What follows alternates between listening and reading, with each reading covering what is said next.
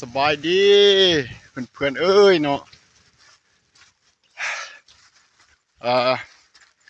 ฝนกำลังฝนเลยพายุเนาะกำลังผ่านเอาลูกเมียไปไว้อยู่เราเขาบ่อนที่รีภัยพายุ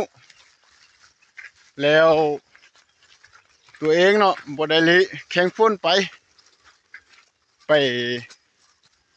หับลูกชายกับแม่เนาะมื้อนี้ลูกชายไปกับย่าเนาะแม่ค่อยนะอยากไปนำย่าว่าซั่นอย่านำใหญ่เนาะแล้วเลยสิไปหับบรรยากาศตอนฝนผ่านไปปึ๊บเนาะมีแสงแดดส่องมาฮอดนี้เลยเห็นลูกเนาะกับแม่มาแล้วเพื่อนเอ้ยเป็นห่วงสุดเนาะมื้อนี้จังแม่นลูกชายเฮาไปให้นำหญ้าแล้วฝนจึงตกฮู้เนาะ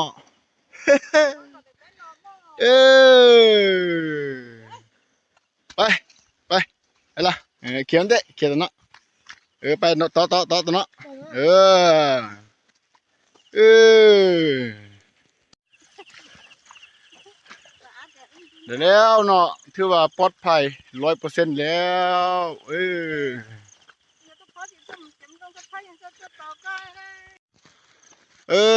เนาะมื้อนี้มาครับลูกชายแล้วสิมาเล่ามันยังครับเพื่อนได้ฟังกันเนาะนึกถึงตอนนั้นเฮาไปนำหญ้าเนาะนำหญ้าเฮาแล้วหญ้าเล่านิทานให้เฮาฟังเนาะนิทานที่ว่า